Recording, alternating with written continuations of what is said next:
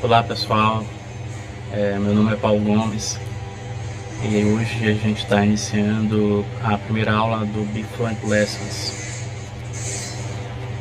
Essas aulas serão totalmente gratuitas, serão disponibilizadas aqui no meu canal no YouTube e a agenda está na descrição deste vídeo. Bom, o plano de aula de hoje são 5 tópicos que a gente vai estar estudando. Antes de iniciarmos, eu quero dizer que os métodos que a gente vai utilizar aqui diferem dos métodos tradicionais, das escolas tradicionais. Portanto, a gente não vai começar como a maioria das escolas começam, ensinando o verbo to be e conversações escritas. Nesse sentido, eu creio que o método mais correto para vocês são os que eu vou apresentar aqui. Bom, vamos iniciar o tópico 1, que são os primeiros passos da língua inglesa que você precisa trilhar. Hoje é a nossa primeira Be Fluent Lesson. Meu nome é Paulo Gomes, sou o criador de conteúdo do blog do Paulo Gomes. Está disponível em blogdopaulogomes.com.br. Recentemente eu lancei o e-book Saia do Inglês Básico e está disponível em plataformas digitais como Amazon e Hotmart. O link eu coloquei na descrição e também você pode baixar este conteúdo em formato PDF e acessar o link. Bom, a gente vai dar andamento nesses primeiros passos. Existem 4 passos super importantes que vocês precisam saber para colocar em prática o seu aprendizado na língua inglesa. Bom, primeiro a gente tem os passos que são considerados ações receptivas e segundo, temos os passos que são considerados ações produtivas. Obviamente, as ações produtivas serão resultado das práticas das ações receptivas. A primeira prática de uma ação receptiva, e que basicamente é a prática de aprendizado de qualquer língua, é o listening, que nada mais é do que ouvir. A segunda ação receptiva, reading, que faz parte do processo de leitura. Então, ouvir e ler é muito importante no seu aprendizado da língua inglesa. Basicamente, eu aprendi bastante através de músicas internacionais. Então, ouvir é importante. Por isso que eu sou enfático que todos devem, para aprender melhor a língua inglesa, ouvir bastante nativos, porque a partir deles você vai conseguir entender e colocar na sua mente as pronúncias corretas e também a construção da língua de maneira adequada. Além de que você vai aprender também como é utilizada a língua de maneira informal no dia a dia das pessoas que falam inglês. A leitura, ela não pode ser uma leitura muito pouca, tem que ser uma leitura exaustiva para que você possa memorizar as palavras e assim ter um bom resultado nas ações produtivas, que será o speaking, que é você falar em inglês, e também o writing, que é você escrever as palavras. Você vai falar ou escrever depois que você leu e depois que você ouviu, que é comum em qualquer aprendizado da língua. Então coloque isso na sua mente. Você precisa do listening, do reading, para poder speaking and writing. Eu bato muito nessa tecla. Aprenda com nativos, principalmente em decorrência da questão das pronúncias. E como é que você vai fazer isso? Como é que você vai colocar tudo isso em prática? Assista séries em inglês, preferencialmente coloque a legenda, não assista dublado, coloque a legenda, ouça no original em inglês, e você vai começar a associar o inglês com a tradução, ou você pode assistir a série com a legenda em inglês, associando a forma escrita com a forma falada.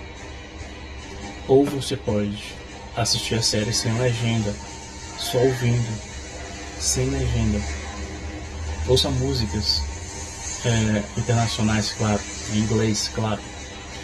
Busque as letras destas músicas, ouça a música, acompanhe a letra, busque a tradução delas e assista professores gringos no YouTube.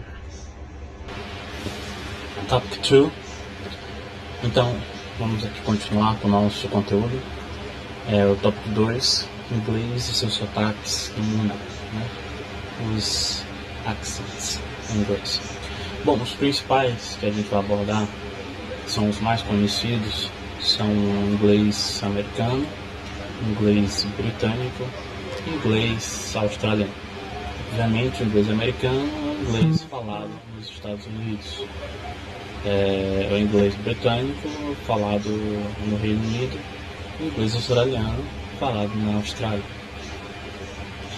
E a diferença principal entre estes sotaques, né, se dão nas pronúncias, né? Temos outras diferenças em vocabulários e, por último, algumas diferenças na gramática e na ortografia. Eu coloquei alguns exemplos aqui para vocês estarem olhando, né? Aqui a palavra biscoito, estacionamento, calçada, lixeira e futebol, como em cada país ela é escrita, falada, enfim. Interessante também observar as terminações, né? A palavra better, pronunciada assim por americanos, better por britânicos e better por australianos. Então a terminação ER, ela é pronunciada R pelos americanos e tem uma pronúncia de A pelos britânicos e australianos. Essa mesma palavra, os T's, né? Tem dois T's.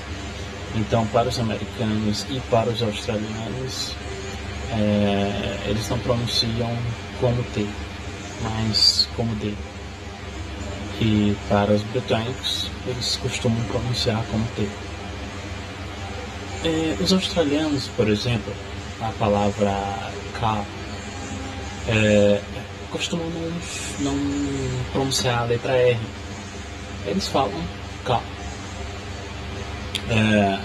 Mesma coisa com a palavra going. Eles costumam também não pronunciar o G. Entre o inglês americano e o inglês britânico, há diferenças, como a gente acabou de falar, na ortografia. Por exemplo, a palavra center, ela é escrita diferente no inglês britânico e no inglês australiano. Enquanto nos Estados Unidos você escreve center com ER, na Austrália e no Reino Unido se escreve com RE, é o inverso. A palavra color, ela é escrita como nos sotaques britânicos e australianos. Então, basicamente, essas diferenças são notadas em cada um destes sotaques. Topic 3. Bom, agora a gente vai abordar the silent letters. Existem regras, mas obviamente no dia a dia você começa a identificar quais palavras possuem letras silenciosas. Letras silenciosas são letras que você não vai precisar pronunciar numa palavra. Por exemplo, a letra A. Quando você ver uma palavra com a terminação ALLY, essa terminação aqui, você não vai precisar pronunciar. Por exemplo, a palavra romantically. Observe que eu não pronuncio o A. Romantically. Musically. Eu não pronunciei musically. Eu não pronunciei romantically. Eu pronunciei romantically. Eu pronunciei musically. Então, a regrinha para A, para a letra A, quando a terminação ALLY. A letra B, ela também pode ser silenciosa, né? Quando a letra M vem antes dela. Por exemplo, plumber, dumb. Eu não falei plumber, nem jump. Eu falei plumber, jump. A letra C, ela também pode ser uma silent letter. Quando ela vem depois da letra S, você não precisa pronunciar. Esta letra, ela é silenciosa na maioria das vezes. Por exemplo, a palavra muscle, que é músculo em inglês, não se pronuncia muscular, se pronuncia muscle.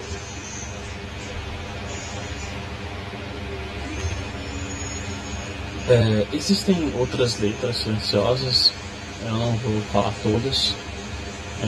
Eu prefiro que você procure, faça pesquisas e comece a colocar em prática esse tópico aqui.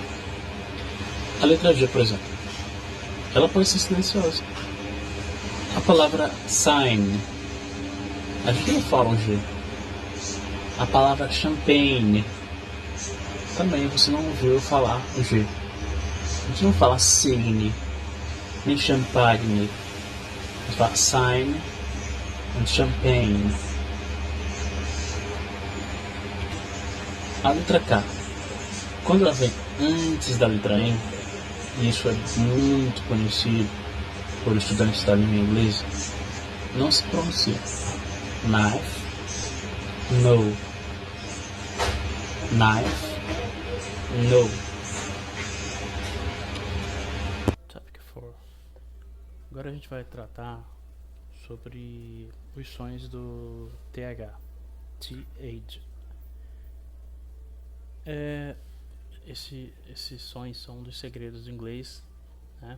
Que raramente você vai aprender em escolas tradicionais, e você só vai perceber no dia a dia que existem esses sons, e às vezes nem vai se dar conta de que eles estão em determinadas palavras. O problema destes sons é que não é um só som, como eu acabei de falar, são dois sons, né? E não existe um som correspondente na língua portuguesa. Por isso que tem muitas pessoas que têm sérias dificuldades com o TH. Bom, existem... os sons são os seguintes. Este primeiro símbolo aqui estou circulando, é o voiced th, certo? Ele é um som, ele é um TH sonoro. Este segundo símbolo aqui é o unvoiced th, é o TH não sonoro. Toda vez que você olhar para palavras, para as pronúncias das palavras, né, no símbolo, em seus símbolos de pronúncia, e você encontrar estes sons, você já sabe que um vai ser voiced e outro unvoiced. Existem algumas regras que a gente deve se atentar bastante para que a gente possa saber se a gente vai pronunciar ou não o TH, né, se ele vai ter som ou não. O TH não sonoro, basicamente são 3 regras, e eu quero deixar bem claro para vocês.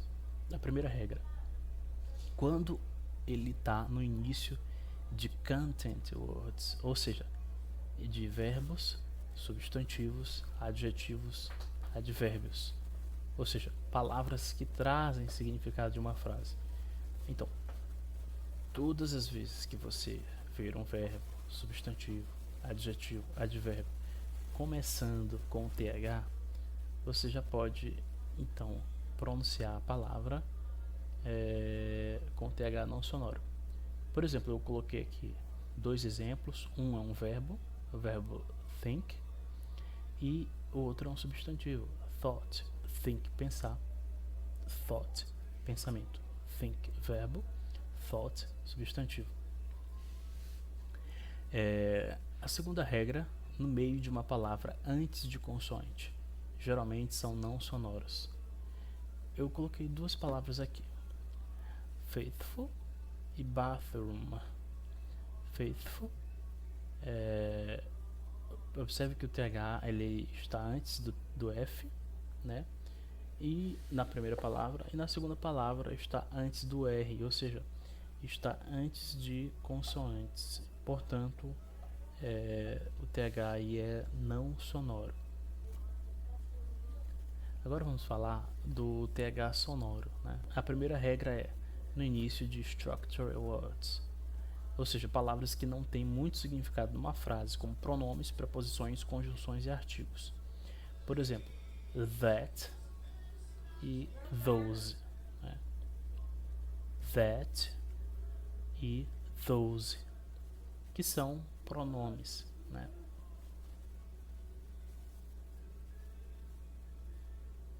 That, aquele, those, aqueles. A segunda regra: no meio de uma palavra entre 2 sons vocálicos, geralmente são sonoras.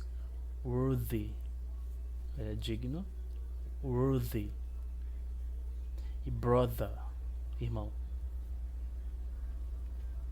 E no final de uma palavra, quando terminado em THE, geralmente são sonoras. Breathe, loathe, breathe, loathe. Breathe,